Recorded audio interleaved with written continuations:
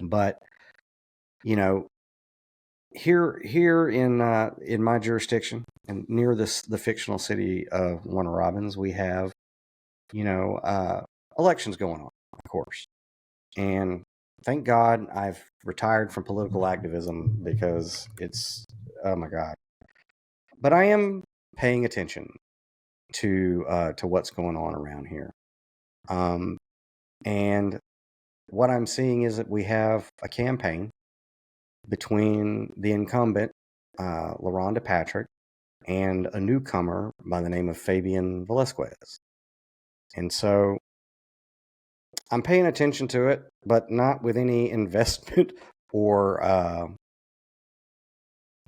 with any investment that government's going to change one way or the other. You know what I'm saying?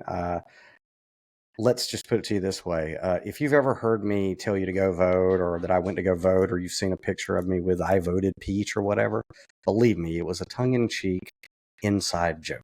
Okay?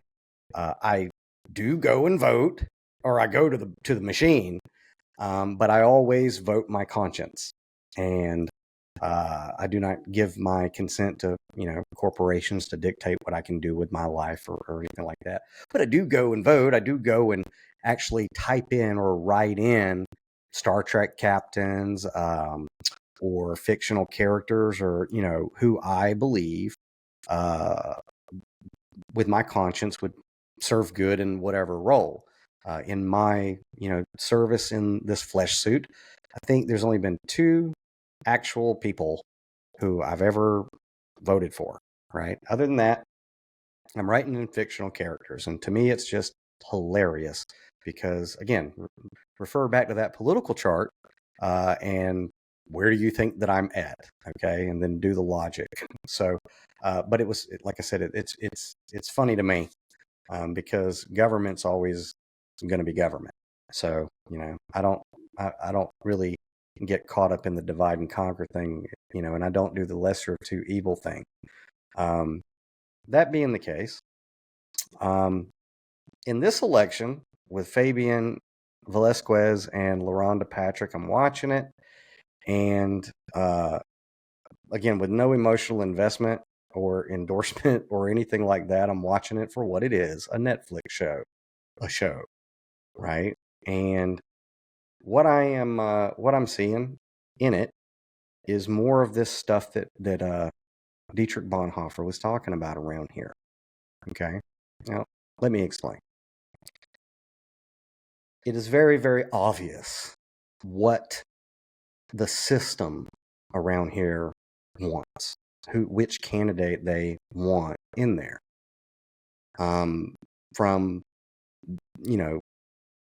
the play pretend government system and the elected officials to the local media around these parts, to debate organizers and different event organizers.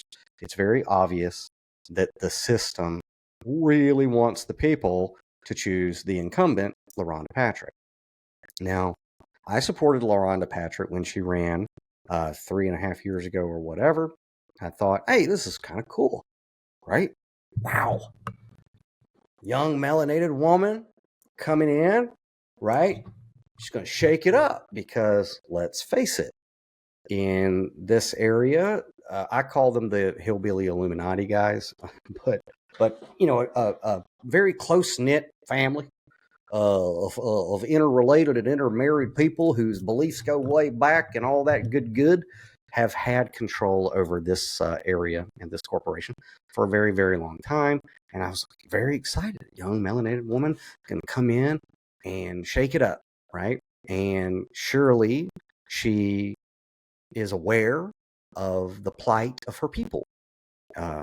If that's the correct phraseology of, melanated people around here, surely she's aware that they've been heavily oppressed and over-policed and hoodwinked into systems that were for their detriment. And she would get in there and reverse this or slow it down or deconstruct it or something like that. I was very, very hopeful and excited, man. It was cool. It was like watching a superhero movie, right? And so she had my support.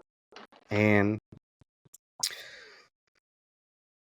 in the beginning, and this is just my observations, this is my story to tell while I've been observing.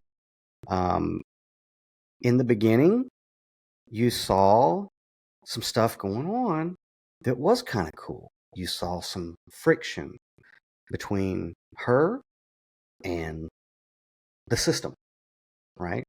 You would see squabbles of city councilmen at city hall meetings and things like that. And, you kind of almost always want your politicians, if you want politicians, going at each other. Because let me tell you something, when politicians are all on the same page and they're all of one mind and of one accord, it is not for your betterment. Not at all. So in the beginning, that's kind of, it was cool because you saw some friction going on and some pushback and everything like that. And then over time, this changed. Like if you turned away and then looked back, the song completely changed. And how it changed is, now all of a sudden, all of these city councilmen in this area who are supposed to be representing, allegedly, according to the video game, representing certain, posts and all that good stuff, which all have different interests and whatnot. And so there was some conflict. In 3 years, now they're one big happy family, one, big team. They're all moving in the same direction, like a duck to water. Now, for me, this is a little concerning because, like I said, I'm aware that when you see politicians all getting along, somebody is getting screwed. And it's typically we the people in some way, shape, or form. And over time, that's kind of what happened, is I saw them assimilate. That's the end of this clip, but the full episode is waiting for you. Subscribe to the Downloaded Content Podcast on Spotify or watch on YouTube. For more behind-the-scenes content and exclusive access, sign up for the Downloaded Content newsletter. And while you're at it, pick up Then Came the Flood by Louis Crumpton, available now wherever books are sold.